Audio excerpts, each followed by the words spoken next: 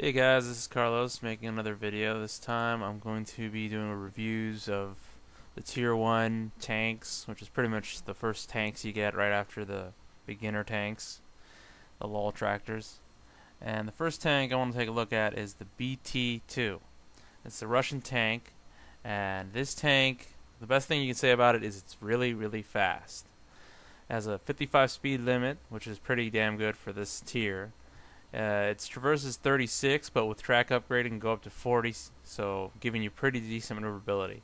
Its downside, however, is its armor. Its armor is 13 all around, sides, back, front, and 13 is pretty low comparable to, say, the Panzer II, which has 30 armor in the front. So if you're trying to slug it out front to front with Panzer II, bad idea. And anyways, in these videos I'll show you a few examples of what the BT-2 can do. Like right here, you can see that my speed allows me to get in between these guys, go right past all of them. All three of them shoot at me and nearly kill me, but I managed to get through. Now, I sped up some of this video, so if it looks like it's going really, really fast, it's probably not that fast, but still the fastest tank probably in this tier.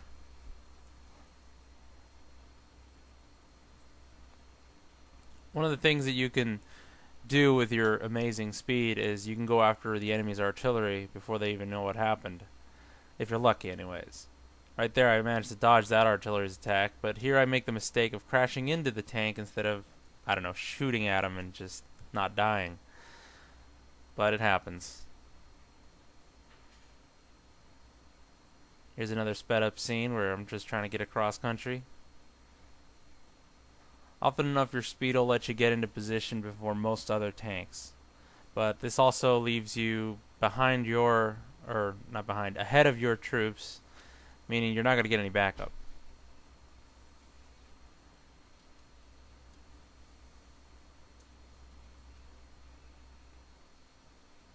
Often enough, sometimes BT-2 action comes down to drive-bys, pretty much. It doesn't really get as many kills, but you spot a lot of targets and you get a lot of damage in, which combined should get you a good amount of credits, provided you can pull it off.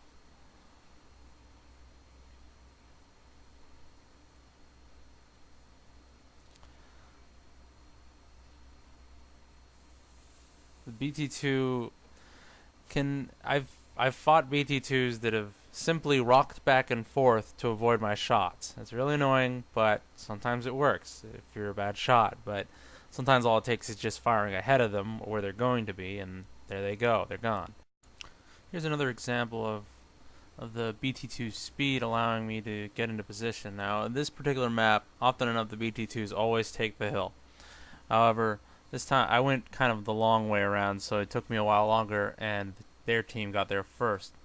But they like to snipe on our base, so a lot of them had their backs turned to me, and I simply just came in and started pelting them from behind.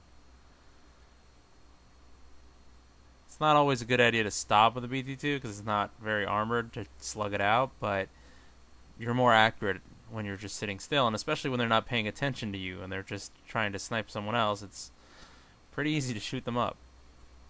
But once they know you're there, you might want to try to maneuver.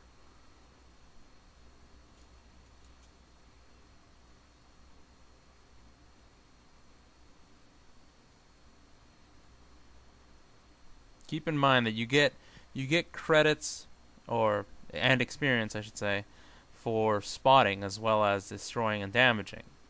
I don't particularly like the fact that you get more credits for kills, because kills get credited for the person who last hit. It's not a very good representation, but in any case, that's the way it is.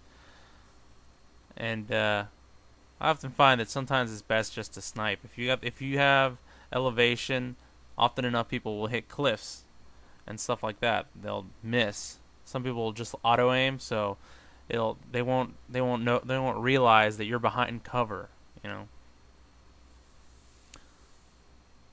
But yeah, this is like one good position to get into if you want to just pelt the hell out of their forces while they're at their base.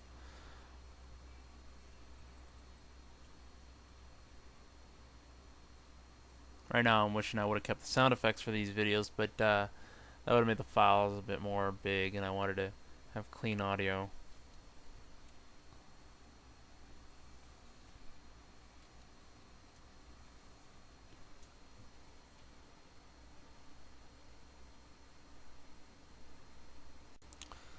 Here's a slightly better example of breaching through the enemy's lines and managing to take out their artillery. Right here I managed to use the cover of the trains right here to block their attacks while I come across. Now here's the mistake I made though. Right there, that's an invisible wall. That's the end of the map, so you might want to watch out for that sort of thing. Fortunately, this guy manages to miss me as I drive by him. And there's the enemy artillery. Once again I plow into him, and that probably wasn't such a great idea because it took out my track and left me stuck to get bombarded. So for those of you who plan to play the BT-2, in the next video we'll feature the PZ-35. At least that's what I like to call it.